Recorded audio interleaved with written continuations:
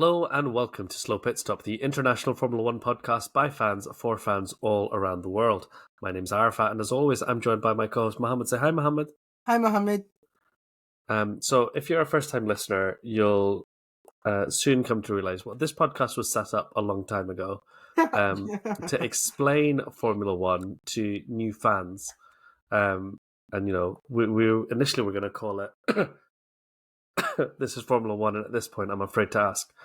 But we very, very, very quickly pivoted into a Team Lewis Hamilton support group because that's the direction our life has been traveling in since then. So we know the majority of you listen on Spotify, and we're very grateful that you do.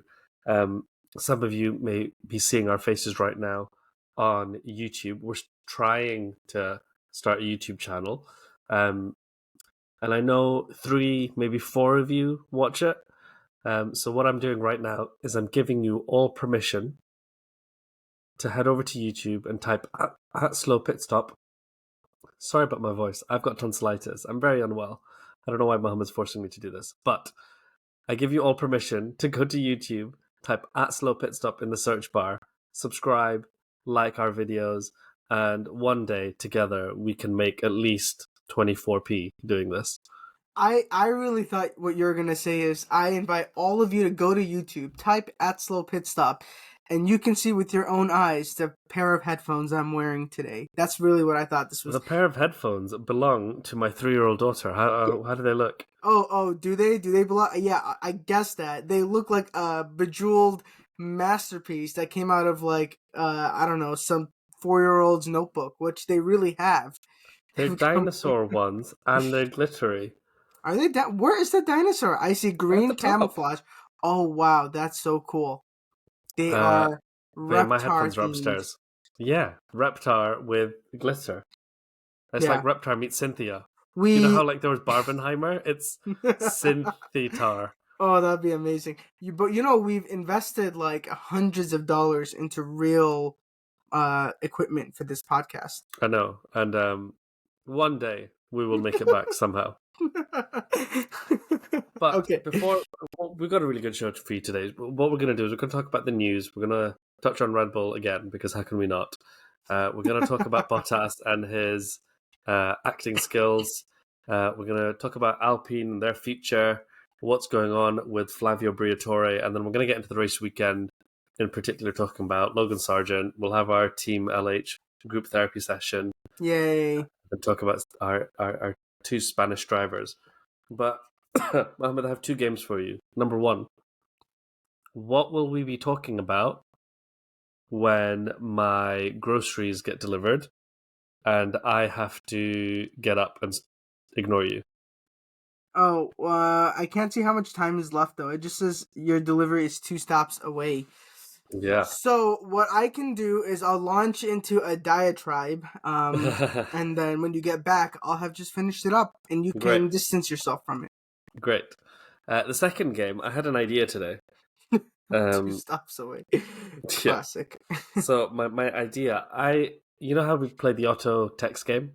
Yeah. So people that are listening along, so what you do is you start like a phrase like, my favorite thing about Monday is, and then you just let your phone's suggestions complete the rest of the sentence for you. So what I've done is I've taken 3 drivers' names, and I've just done, driver X, and then just said is. Yeah, driver X is, and let it complete the sentence. And I'm going to read that sentence out to you, and I want you to guess what driver I typed into my phone to make it say this. Okay. Okay? Yes. So, first name, last name. Okay. Is a good idea for me to get a new one. Ooh, Logan Sargent. No. How does this game work? Should I give you 3 guesses? 1 guess? What are we doing? We'll do 2 guesses. 2 guesses, and then you tell me on the third try. Yeah. So first guess is okay. If it's not, is it good for me to get a new one? A new Carlos Sainz needs a new appendix. No, Daniel Ricciardo is a good idea for me to get a new one. Oh, okay. He does. Okay. How do you feel about the whole Daniel Ricciardo situation? I want him to succeed. I want him to do well. It's over. It's over. over. There's no wanting for him anymore. Sorry, buddy, you Oh, lost your seat. I hate it too, but it's the world that we chose. Well, sad. you chose. Yeah. Next one. Driver speaks to a friend who has a friend. Oh, oh. I'm gonna go with Max Verstappen. Speaks to a friend who has a friend. He's very close with a lot of people on the grid, and the people he's not close with, he's close with their friends. How's that? That's true, but my phone's not that intelligent. I'm gonna go with Pierre Gasly. Pierre Gasly speaks to people who have friends. I think. I don't know. I can't make it work. Lewis Hamilton speaks to a friend who has a friend. Oh, that's a good one. He also is distant from. Yep, that's pretty good. I should have gone for that. Okay, All and the right. last Okay. one. Driver I'm 0 for 2. moved to the same place as a team member. What? I don't know how my phone came up with this. Yes. Who moved to the same place as a team member? Oscar Piastri moved to the UK. No, okay, that's not it. Yuki Tsunoda. He moved. Ooh, No, okay. no. Who is it? Carlos Sainz moved to the same place as a team member. What is that like? Heaven? I don't I don't know. know what But that means. it's a silly game. But what if you have listened along, please go on Twitter, Instagram, YouTube, whatever, at Slow Pit Stop, and type a few driver names into your phone and let us know what your phone comes up with. And we'll read the best ones out, I think, because it's interesting to see what different phones do. Yeah, it would be fun. Right. So we get into the news. What's the news? So, number one news item, as always, Red Bull. Why does Verstappen not like Christian Horner? This isn't really a news item. This is just me announcing it as an ongoing query in my mind. I think the whole thing about the affair is like that's not a reason enough to dislike Horner. Like for us, yes, it is a reason enough. Yeah. But for the Red Bull organization to descend into civil war, it's not. I think it's being used as a weapon in some other fight, and I can't work out what that other fight is. But No, one it day doesn't we will. make sense. It doesn't make sense, but also like I saw again that Christian Horner has the support of the Thai side of Red Bull, and he's looking to purchase the drinks company and the motorsport company. Which, first of all, how much money does this guy have? I know he According lives to in a Wikipedia, castle. 50 million. So I don't think he can. I don't think he can purchase anything anymore. Maybe his wife can get together all the powers of the Spice Girls and they can do it together. Yeah. Yeah. Why not? I don't know. I don't understand it. No, And I don't. more delusional than that, let me just say, is Toto Wolff thinking he can sign Max Verstappen to his garbage dumpster fire of a team right now. I don't know why Verstappen would ever leave Red Bull to go to Mercedes. That would be like shooting himself in the nose. Do you know what? What Toto Wolff is doing makes sense to me because I think what's happened with Ferrari is for a million years people have kept saying to Lewis Hamilton, "Are you going to Ferrari? Are you going to Ferrari? Are you going to Ferrari?" And he's like, "No, no, no." And the people have said it long enough. He's like, "Am I going to Ferrari? Yes, yes, I shall." And now that they've managed to get him, I suspect they'll be able to attract like really good engineers, other people. Because remember, Fred Vasseur was like, 25% of my job is trying to recruit people, and it's really difficult because we're so far away from the other Formula One teams. So I think, after Mercedes had a lot of their success, a lot of people moved away. Big names like James Vowles moved to Williams, but lots of other people moved to Red Bull, Aston Martin especially. And I think Mercedes need to do some recruitment, refresh the team a bit maybe. And so what he wants to do is, Inception style, plant the idea in Verstappen's head. And so Verstappen will be like, no, I'm not moving to Mercedes. No, I'm not moving to Mercedes. Oh my god, Am I moving to Mercedes? That is such a good idea for a movie. Because can you imagine Leonardo DiCaprio? It's in Verstappen's head. He does the entire elaborate heist, and the final scene is Verstappen gets to his dad's bed. His dad is dying. He opens the cabinet, and it's a picture of Max at Mercedes, and he's like, "This is what I should have done all along." And then he wakes up. The explosions happen. There's 8 layers of dreams. DiCaprio gets trapped in Japan. Dream 8 world. layers for 8 championships? Oh my god, you're right. It's my mind is blown. Let's pitch this to Hollywood immediately. Let's do it. But yeah, Hmm. I wonder if it's a little bit of that, because if they can get Verstappen over, then they'll be like, hey, look, we are a team with big intentions. Hmm. And then other people will be like, yeah, actually, I want to be part of a winning team. I want So, to join that at the ground floor. do we have it on our list to talk about Mercedes properly? Because I want to tell you about a Yeah. team with winning Yeah, intentions. So, we're going to talk about it anyway. all right, I I'm gonna put it tell you on about on them. our bullet point list as the team LH feelings. Garbage dumpster fire team. Continue. Okay, Right. So the next thing, did you see the Valtteri Bottas advert I did, and I saw the second version too, which I thought was very funny. with Good the job, takeouts? Valtteri. Yeah. Yeah, I was so shocked when I saw it. Um, but his like comedic timing is so good, yeah, yeah. and I can't understand how, out of a grid with two actual Australians on it, Valtteri is somehow the most Australian person. Are you kidding? Because Oscar Piastri is essentially Mick Schumacher. He's a plain piece of, like bread. Yeah, No yeah, they can't put him in anything. And then no, Daniel Ricciardo is fighting for his life out there. He's had the joy sucked out of him. I haven't yeah. seen him do a funny thing since, I don't know, a long time ago. So all their only options left for the Australians are people who aren't Australian. I really thought they were gonna go with Alex Albon. I don't know why. I thought, I look at Alex and I think you're Australian, but other people don't do that apparently. It's just me. So they went with Valtteri. And I thought it was a very good casting choice because the man looks super American. And the more American you look, the more Australian you are. But I often talk about drivers when they reach their sort of peak or their prime. Mm-hmm. Um, they take on the other part of their character because they're so obsessed with Formula One to start with. So you see the person Lewis Hamilton has become. Mm-hmm. You see the person Vettel became towards the last part of his career in Mm-hmm. F1 and all the other things he did. And so this is who Valtteri has decided to become. Um, and I'm just blown away by that. I mean, have you seen the Rosberg Heineken ad? It's awful. It is. My groceries are here. Shall we pause the recording? Diatribe, diatribe, diatribe, And just diatribe. like that, through the magic of electricity, it's like I never left.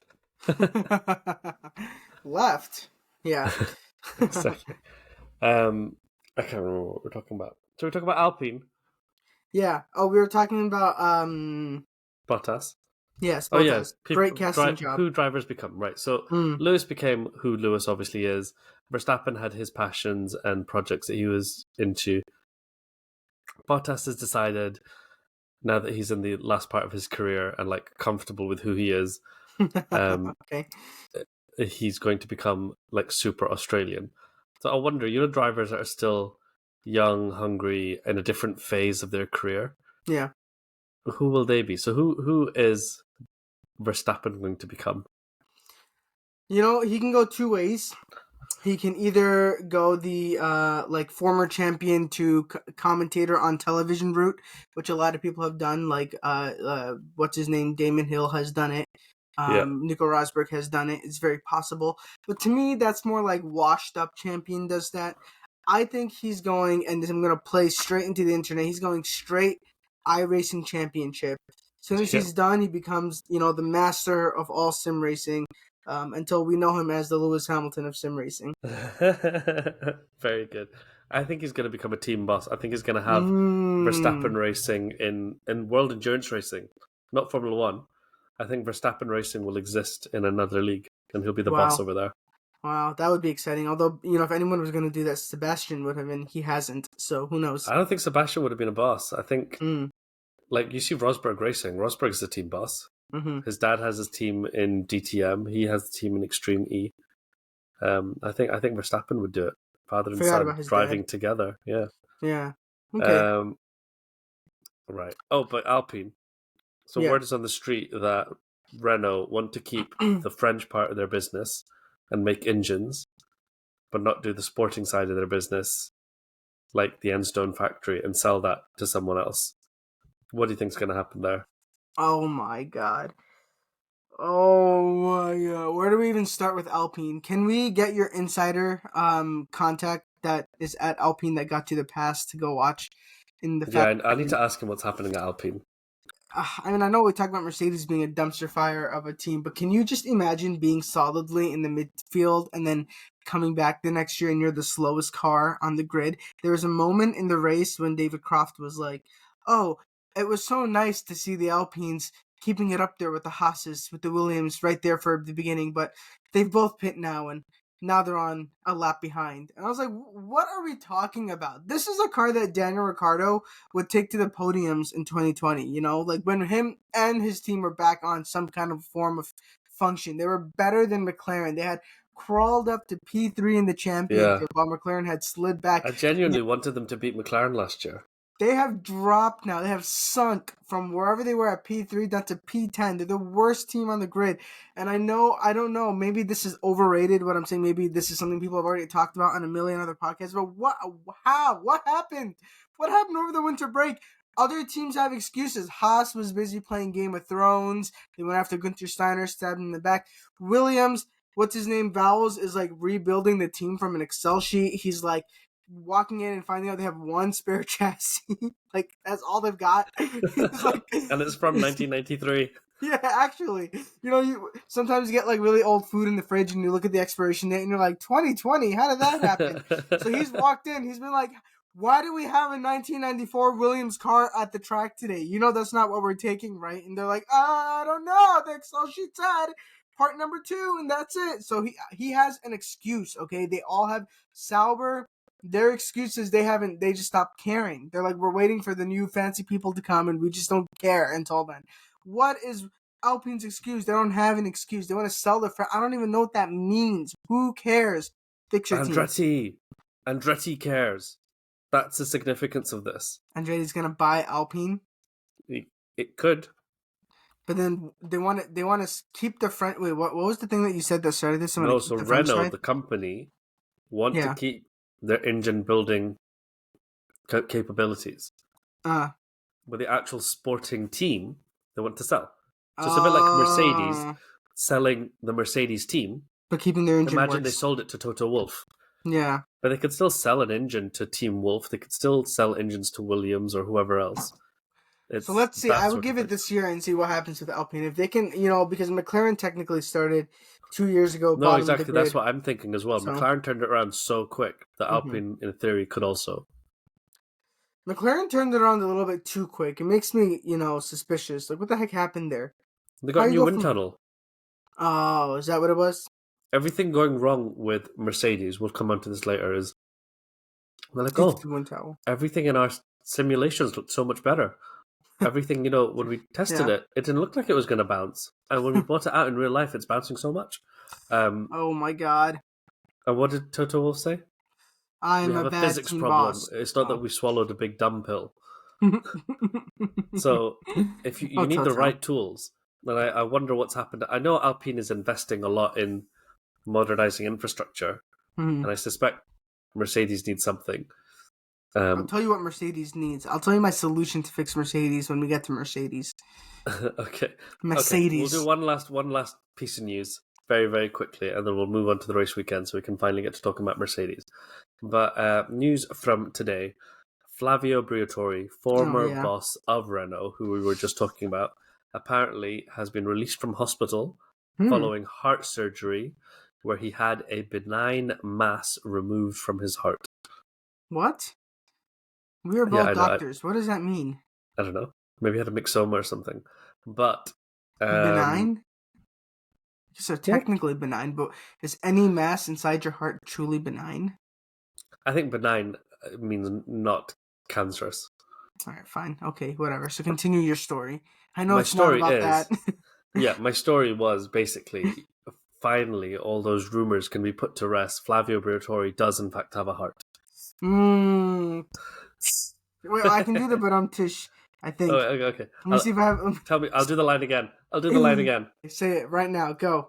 Now we can finally put to rest all those rumors and finally say that Flavio Briatore does, in fact, have a heart.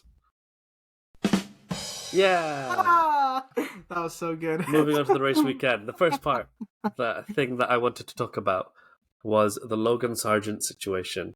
Why don't you explain to people what happened with that? I have a lot of I have a lot of feelings for Logan Sargent. See, as Americans, we are bred and we are taught from day one that we are the greatest people and the greatest nation in the whole world, and nobody can beat us. We've never lost a war. We've never lost a fight. We've never done anything wrong in our entire lives.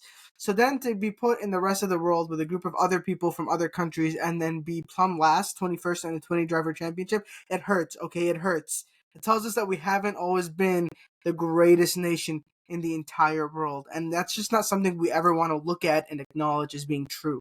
So, Logan, I think it's time. I don't know. You know, other rookies came into sport. They had tough rookie years, but then they just got better. Yuki's a good example. Who else had a tough rookie year? Joe had like an okay rookie year, but these are like real drivers now. Like they're like scoring positions and points, and they're just there. They're not the best, but they're clearly not the worst. Logan needed to follow that trajectory. I'm all about giving new drivers a chance. It hasn't worked out with him. It hurts me so much to say it. I have his shirt with the most American looking flag in it ever. It's amazing. It's gorgeous. I'm sorry, Logan, buddy. It's time you gotta bow out. So I wonder sometimes, with drivers, certain cars and certain formulas don't suit them. So, when Vettel was winning everything, the way Formula One was at that moment in time with the double diffuser at the rear, and you put your right foot down, you generate more exhaust gases and you create more rear downforce, which is counterintuitive because in everything else, you put your right foot down, you spin the rear wheels and you lose rear downforce. The Braun technology. That whole era, yeah. So, yeah.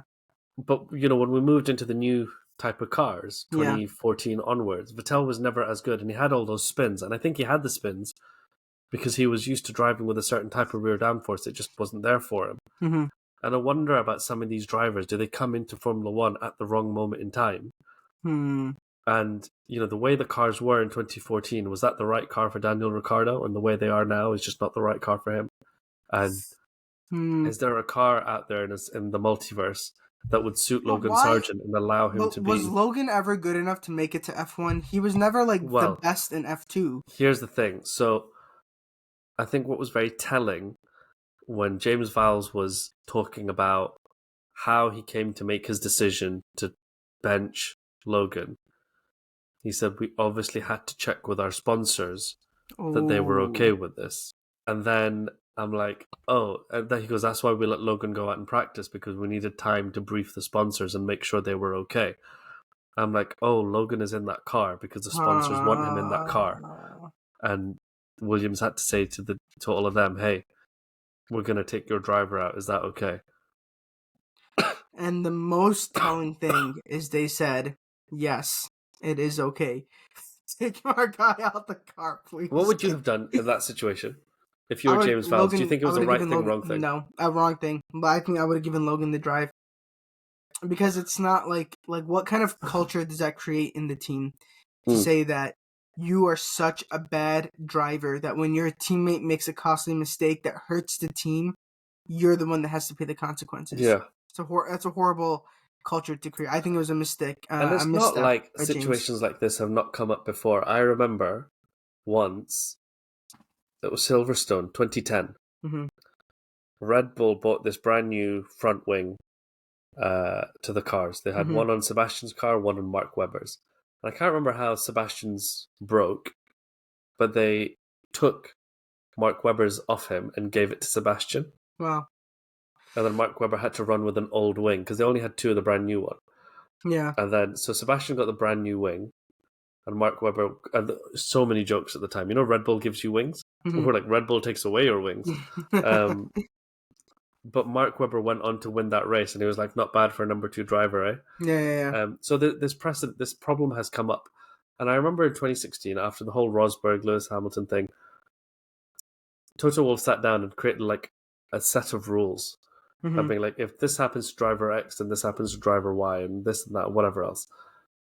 And when I was reading the James Vowles interview, he said, we didn't discuss this with the drivers previously. We had to talk to them about it at the time. And Logan has been really, really mature and professional about this.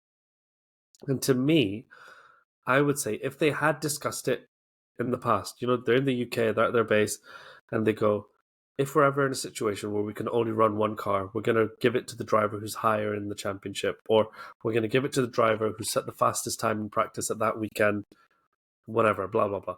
If they put it down in their sort of rules of engagement, and they're like, we pre-decided this over the winter, that if this was to ever come up, this is what we would do, that's fine. They've discussed it in advance. But I think to discuss it in the moment was the wrong thing. So I think teams do have those kinds of contingencies. I don't think their contingency is ever we have one car that we can race, because I think teams are typically more prepared than that. I think even Williams was surprised to see that they only had one chassis. I think Ferrari used to do that. They used to say, I think, like, who was it? They once complained. They were like, they found out that if I ever crashed my car, or if someone ever crashed their car, I would have to give them mine. Was it Coulthard talking about Hakkinen, or someone talking about Schumacher? Like, this is race for Ferrari? No, Coulthard raced for McLaren. Sorry. So okay. when Coulthard was in the McLaren, I think, did he have, like, was it a pre-agreed that he would have to give it to Hakkinen or something? So this isn't something new. Yeah, I guess that's true. I agree with the general idea of having rules of engagements. It's hard to argue with them. It's something that Mercedes no longer has. I think they are clearly just favoring George. But I think that in the way it was handled, I think it was a clear misstep from James. I mean, how that just is it's gonna destroy your driver's confidence in himself. And I'm kind of happy Alex didn't score points, because at least that gives Logan a little bit of a, like, see, that was totally unnecessary. What the heck was that? Like, that's a crazy favoritism. So poor guy. But I also wonder if he said, like, if he used it to his own negotiation. If I was his agent, I would be like, we're going to say, yes, you can have my car, but in exchange, we want this or this or this, or guaranteed contract to the end of the year. Maybe he doesn't have that, or something. They must have. If he had a good agent, they would have negotiated something out of it for him. That's true. I never thought about it that way. I would have negotiated, like, all kinds of perks. I've been like, I want snacks everywhere. I want snacks in the car. I want a button. We have a drink button. I want a snack button. It's a feeding tube that goes directly into my mouth with milk up cupcakes. That's what I would have personally asked for. That's just me. Great. So the next bullet point on our list is just titled Ecstasy and Hubris. Tell me about what happened in the race. Oh, for the whole race? It was an interesting. So first of all, I meant to start the episode like this, but that's okay. We're halfway through. We were what's the word? It's hard for me to say as an American. The French say it frequently, so do the British. Wrong. That's the word. We were wrong. We were super duper wrong last episode. We said two things that were just blatantly wrong. Number one, we said, and we titled our episode on YouTube, will Max win them all? The answer to that question is no, proven by the very next race. And the second thing we said, which was just wrong, was, will Mercedes score a podium? And you said, yeah, sure. And I said, I think so. They do well in Australia. And that was just wrong. Yeah. Both cars DNF. So we are typically on the point, if Andretti ever buys Alpine, I'm gonna point to this episode and say, haha, we got it right. But we were super duper wrong. The race started very excitingly. As soon as the smoke started billowing out of Max's car, I knew it was over. They're like, it's a brake duct, it's a tear off. I was like, nope, my man's out.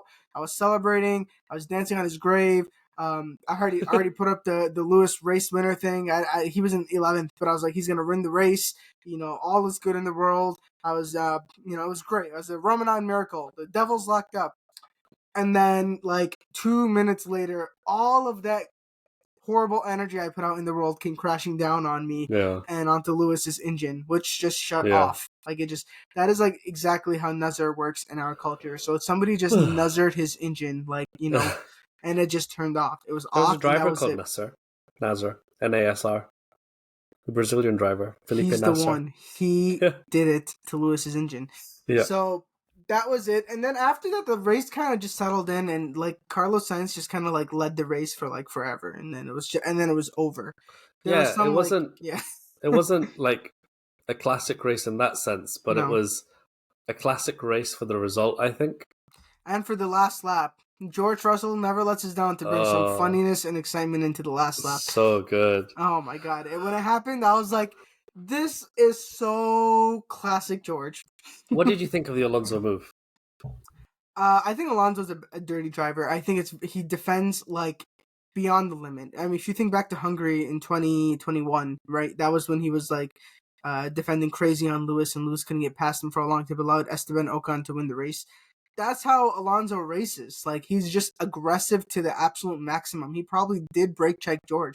He's probably brake checked a bunch of drivers in the past. They all know about it. The difference is they can hold on a little bit better. Their skill isn't so bad that as soon as it happens to them, they crash their car out.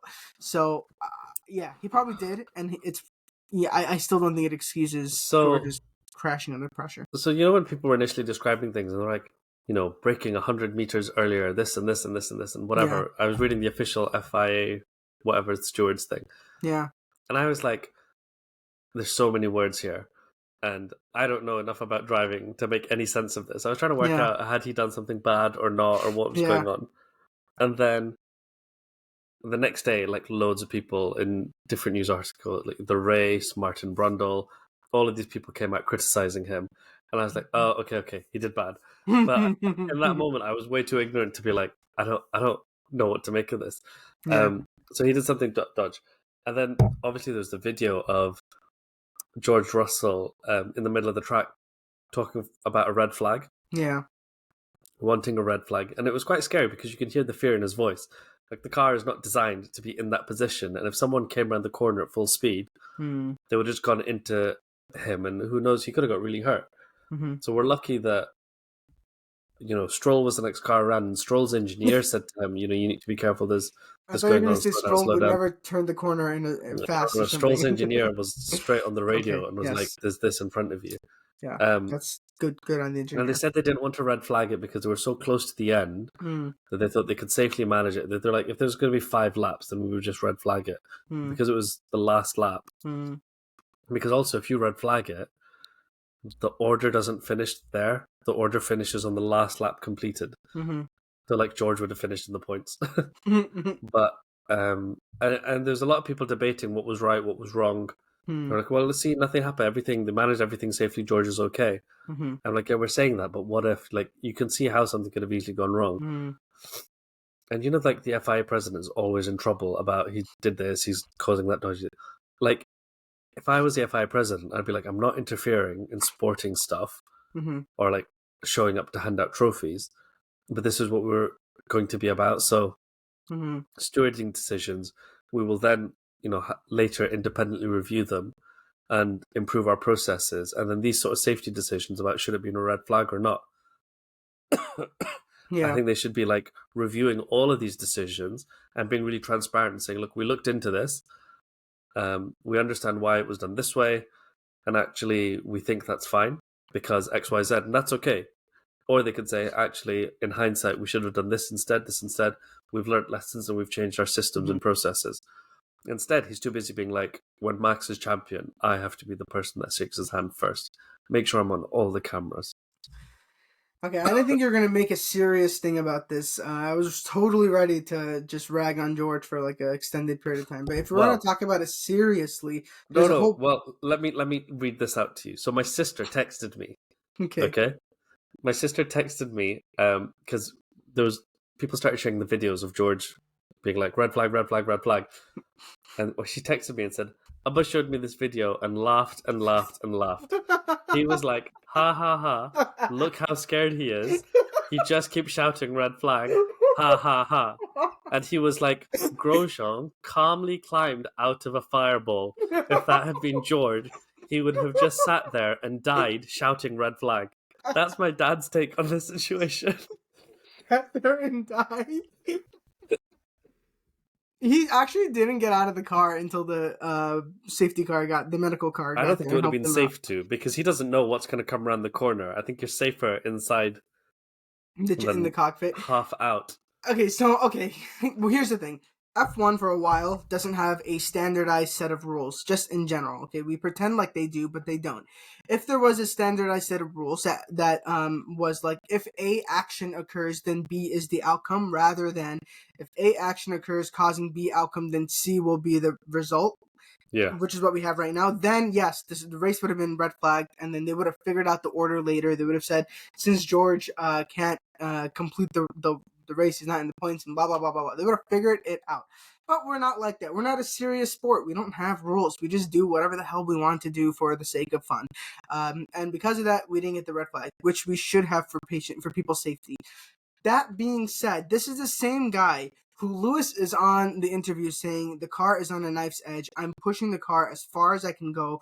I'm putting everything into it, and I'm not getting anything out. And, you know, when he's doing his final qualifying lap, the one that knocked him out of Q2, you can actually hear, like, it was Crofty and I think it was Martin Brundle, actually. I think it was Martin Brundle is watching it, and he's like, man, Lewis did not make a single mistake there. He used every inch of the track. He's shifting his body in the car to try and make it do what he wanted to do. He didn't lock up. He didn't make a single mistake. The car just cannot improve beyond what lap time he got out of it. That's just where the car is.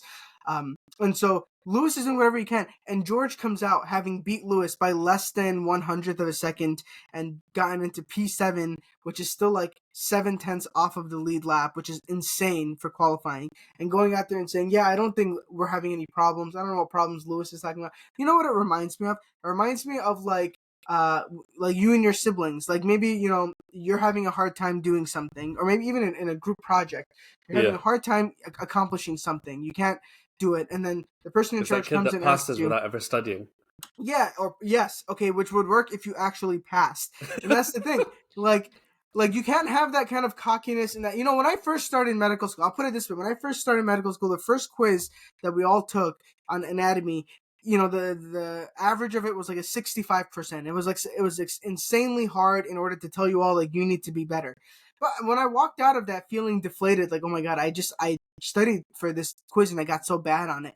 Everybody else was like, oh, I got 100. I probably got 100. It was so easy. I didn't even have to. And then the average was a 65. So clearly they were all lying. So George cannot come out and have this cocky attitude, this I have no problems with the car attitude, and then just crash it out on the last lap. And so that's why I was happy and enjoying his red flag, red flag, red flag. Because sometimes you need to see the bullies get scared a little bit. And he is a bully. He's a bully. Diatribe Maybe, over. yeah. Diatribe. But I'm glad they scored no points, and I know a lot of people were talking about crazy thing we've said about Mercedes. yeah, people were like, you know, this is the end of Mercedes to me. They were this and that, whatever, and I'm like, oh, I went through all these emotions already. McLaren. Yeah, literally. Oh, okay, with McLaren. Yeah. So with McLaren, when Lewis left McLaren, I was suddenly like, oh my god, what's happening? And I was like, what's my team? What's my identity? Who am I? And because I've been through all of that, when we got to Mercedes, and Lewis was winning everything, I knew Mercedes was a temporary thing. I knew either Lewis would move or retire, and if he retired, I wouldn't keep supporting George or Mercedes or any of them. I was like, no, my team's going to be like, I'm just going to pick a random driver. And generally, it'd probably whoever's been losing. I would have gone, right, Ferrari's not won a world championship in a long time. I want one of them to win. And if they did, I would have been like, I want Aston Martin to pull off a miracle and start winning or something. Like, I would have been that guy. So people need to go through their own process with what team they support and what they like. I'm not here to tell you how to grieve. But when you arrive at the point where you can root against the team you've been supporting, it's a fun place to be. And I look forward to making fun of Mercedes with all of you very soon. Yeah, I agree. I think if we were fans of the sport, we would be really excited to see teams that were so good come to the bottom and teams that were bad go to the top. You know, we'd be like, yeah. Topsy-turvy. I would love to see James Vowles do a long-term thing at Williams and bring them back to the top. Yeah. However, in the meantime, while this is still our team, here is my solution. Is this the time I can talk about Mercedes? Yeah, we're in Mercedes now. Here is my solution to fix Mercedes. There needs to be a top-to-bottom firing spree. I know that's crazy. It goes against everything Mercedes has asked for in the past. They had this culture of no blame. A culture of no blame only works when you can still come up with a solution and make it work. The first time they fired somebody, Mike Elliott, it was like they didn't even really fire him. They promoted him out of the team, which is just like so weird. They need Toto Wolff, if he was a serious team boss at this point, would go through and he would say, we have a systemic problem. It's not one person, it's a systems problem. We are not able to understand this regulation era of the car.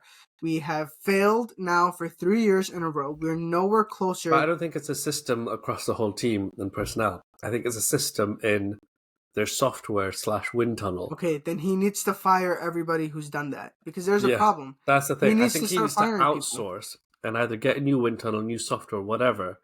I think he needs to go outside the organization and be like, what software is Red Bull using? What software is Ferrari using? We need to pay £1 billion to buy that. He needs to go through and he needs to fire everyone who is somewhat even remotely responsible for this. He just needs to do it and bring in all new blood. It's the only way, when you're an organization that hits this plateau, that's the only way to bring fresh blood in is to get rid of a bunch of old people and bring in new people. And I don't know why he hasn't done it yet. And if he was a serious boss, that's what he would do.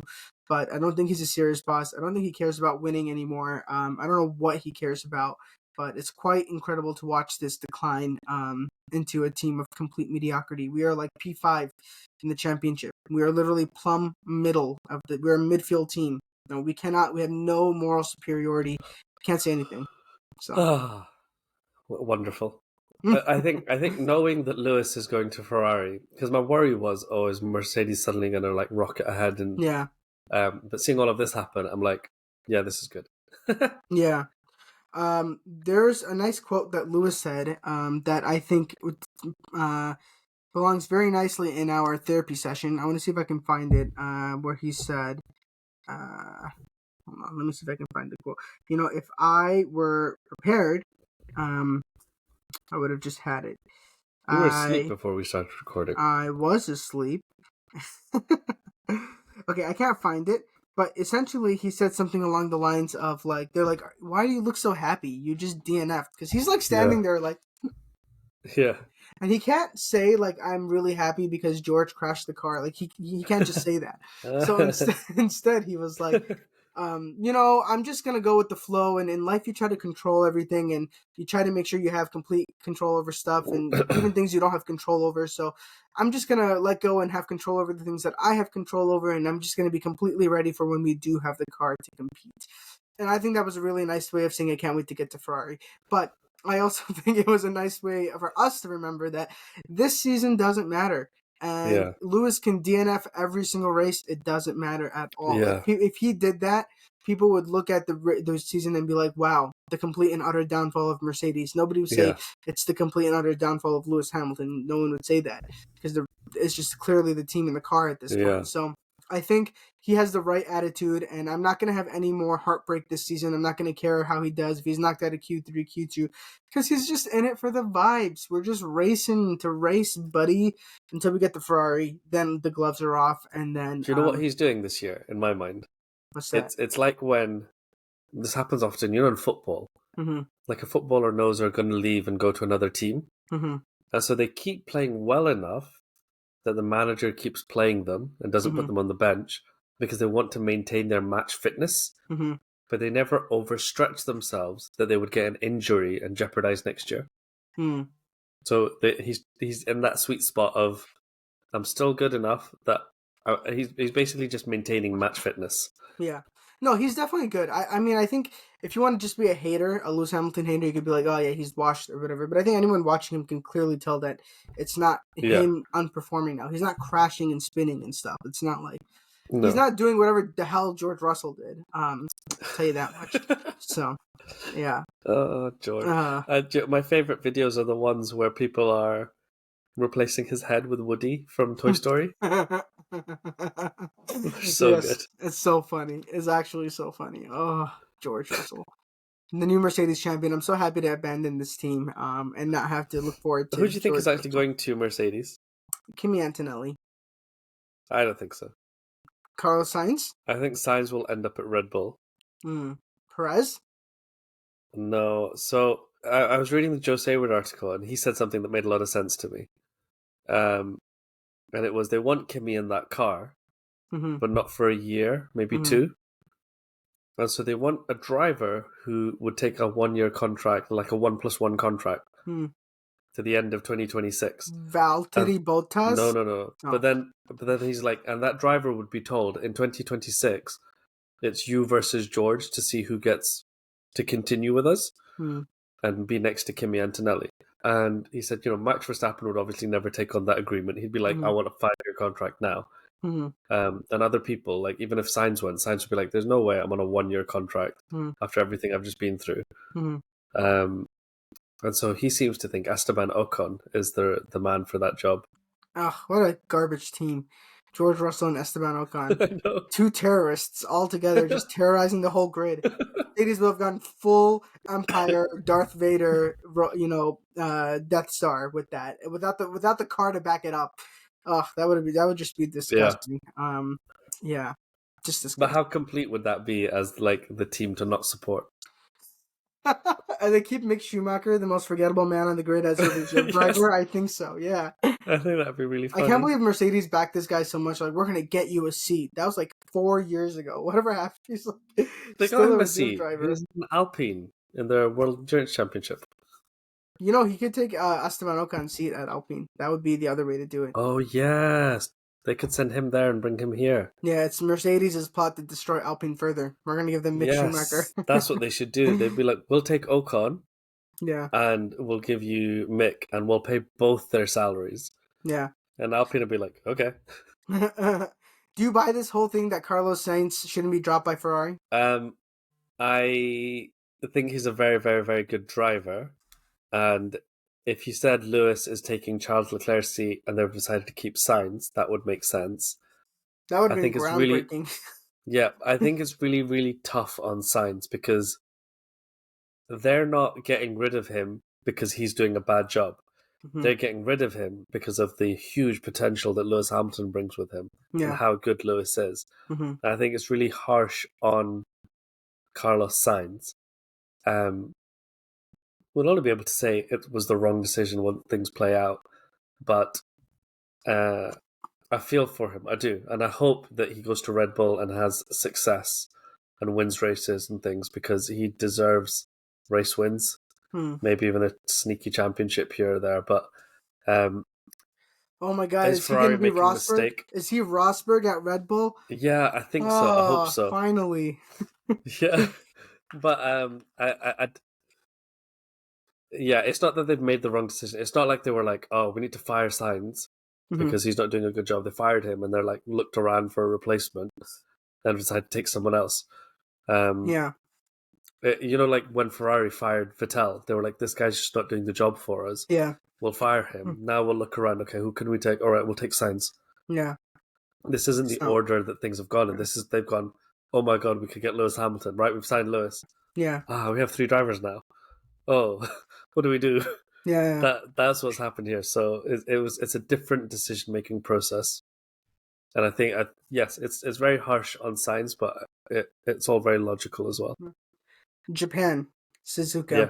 What are your expectations for the race? I didn't say Mercedes because we don't have those anymore. Yeah, so Mercedes, so whatever, they 6th and 7th. Verstappen Best case scenario. wins. Okay.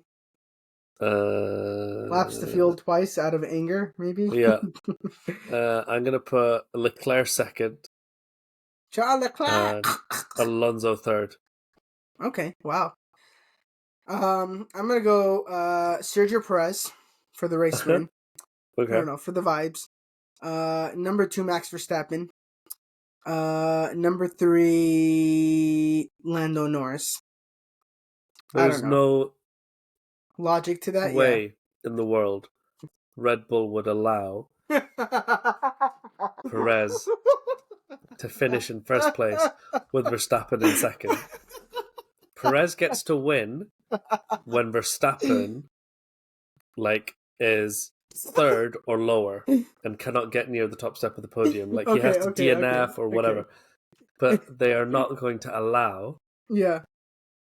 And even if they did say, hey, Perez really earned this with his qualifying lap, we're just going to hold position. Max would be like, Okay, I'm gonna hold it in front of him though, and we'll just overtake him in the next corner, Yeah. and all the commentators will be like, "You're not supposed to overtake there. We've never seen an overtake there. How did that happen?" All right, I change it. I change it because mine was bad. I'm gonna go Max wins the race. Yeah, I'm gonna go Charles Leclerc is second, and I'm yeah, gonna say Lewis Hamilton is third on the podium. Baby, let's go! It's the vibes. fair We're enough. riding the vibes train. Yeah. Perez crashes out. His engine suspiciously combusts. We don't know why. Shame.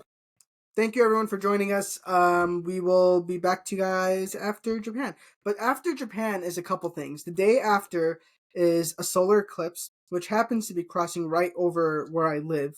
Like literally right over. So I think that means we'll have to attack the Fire Nation or something. So I won't be able to record then. Okay. And then a couple days after that is our holiday, the American Independence Day, which we all love. No, I'm kidding. It's Eid. So we will all be spending time with family. So what I'm trying to say is I don't know when we're going to come out with the Japan episode. Try to make it work, guys. But you'll hear from us nonetheless. Sometime in the future. Or the past if you're listening to this in the future. Yes. There you go. There you go. But never in the present. All right, guys. Never in the Bye. present. Bye.